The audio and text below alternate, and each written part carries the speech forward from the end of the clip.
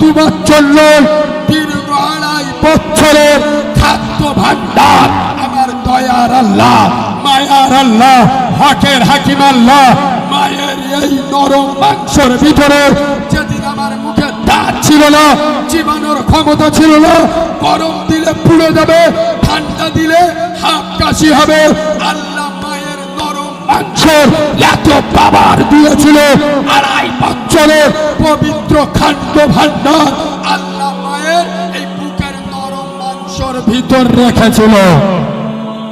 বাবা আমি কি খুব বাজে কথা বললাম?